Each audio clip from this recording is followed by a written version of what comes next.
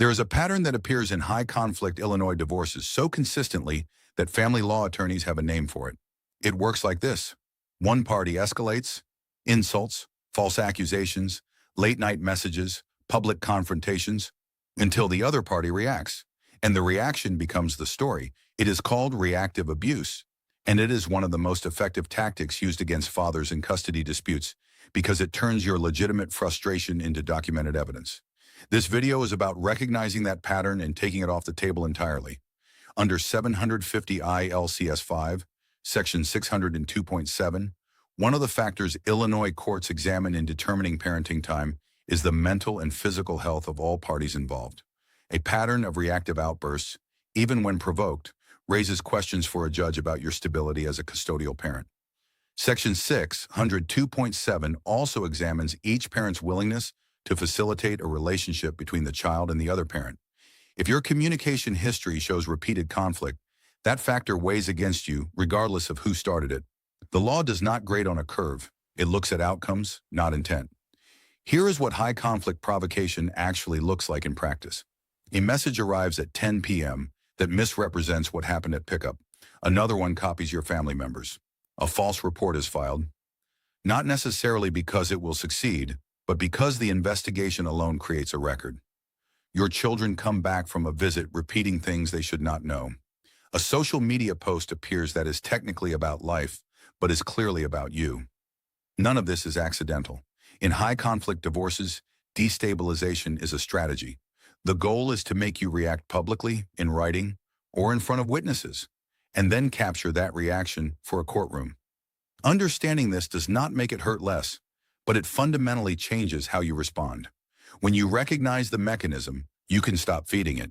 The Gray Rock method is a behavioral strategy documented in psychological research for managing interactions with high-conflict personalities. The principle is straightforward. You become as uninteresting and unreactive as a gray rock. You do not ignore. You do not escalate. You respond only to what is legally and logistically necessary, factually, briefly, and without emotional content. What this looks like in practice, she sends a message questioning your parenting. Your gray rock response is silence or a one-line logistical reply that does not engage the accusation at all. I'll have the kids ready at 6 p.m. Friday. Nothing more. The provocation only works if you respond to it. The Gray Rock method removes the return on investment. Over time, high-conflict communication attempts decrease when they produce no reaction. This is not submission. This is strategy.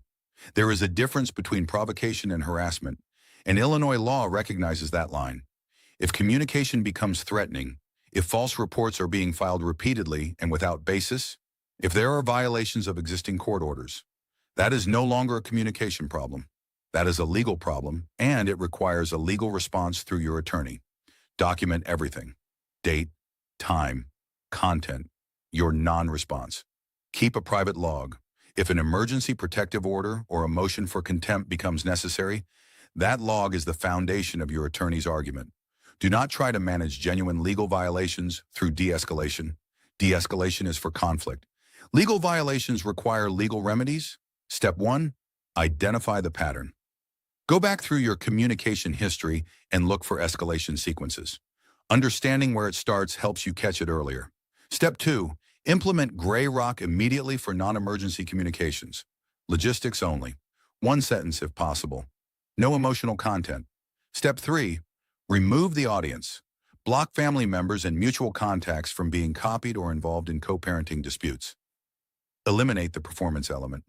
Step 4, build your documentation log now. Every incident, dated and factual.